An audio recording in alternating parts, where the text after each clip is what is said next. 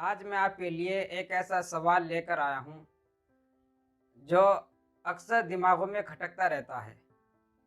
ان میں چاہے وہ اتھیسٹ ہوں، ملحدین ہو یا مشرک ہو یا پھر وہ مسلمان ہو، ہم میں سے کتنے بھائی ایسے ہیں جن کے دماغوں میں بیٹھے بٹھائے یہ سوال اچانک سے کھٹکتا ہے کہ آخر جس نے اس دنیا کو بنایا ہے، جس نے اس یونیورس کو بنایا ہے، جس نے چاند ستاروں کو بنایا ہے، جس نے زمین کو بنایا ہے، زمین میں گہرے سمندر بنائے ہیں، اور پھر اس گلیکسیز سے، ستاروں سے اس آسمان کو جگمگایا ہے، اور ایسے ہی 7 آسمان بنائے ہیں، تو آخر اس خدا کو کس نے بنایا ہے؟ یہ سوال اکثر لوگوں کے دماغوں میں کھٹکتا رہتا ہے۔ میں آپ کے لیے ایک ایسا جواب لے کر آیا ہوں، اگر آپ کا دل مطمئن ہو جائے اور آپ کی عقل اس کو تسلیم کر لے تو ویڈیو کو لائک ضرور کر دینا اور چینل کو سبسکرائب ضرور کر دینا۔ اس سوال کا جواب سمجھنے کے لیے میں جدید ٹیکنالوجی کا سہارا لیتا ہوں۔ جدید ٹیکنالوجی نے ہمارے بہت سے سوالوں کو سلجھایا ہے۔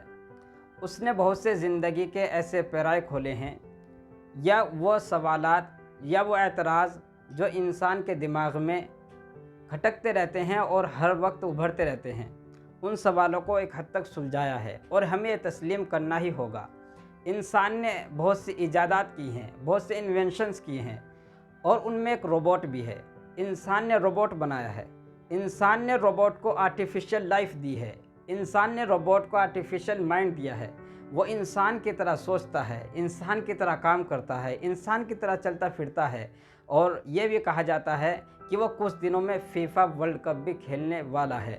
تو اب یہ دیکھنا ہے کہ کیا انسان نے اس روبوٹ کو بنایا ہے، اس کی لیمیٹیشن کیا ہے، انسان نے اس کے کیا پیرائے رکھے ہیں، کیا وہ کچھ بھی کر سکتا ہے، کیا وہ کچھ بھی حاصل کر سکتا ہے، یا اس کے کچھ حدود ہیں، کیونکہ انسان اس کا کریٹر ہے۔ انسان نے اس کا کنٹرول اپنے ہاتھ میں لیا ہوا ہے۔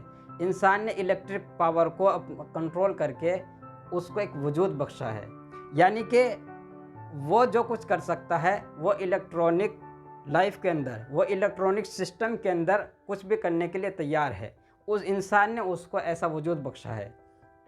تو کیا وہ انسان کیسے بنا ہے؟ انسان کیونکہ سیلولر لائف کہلاتا ہے، انسان کی زندگی جو ہے وہ سیلز سے مل کر بنی ہے۔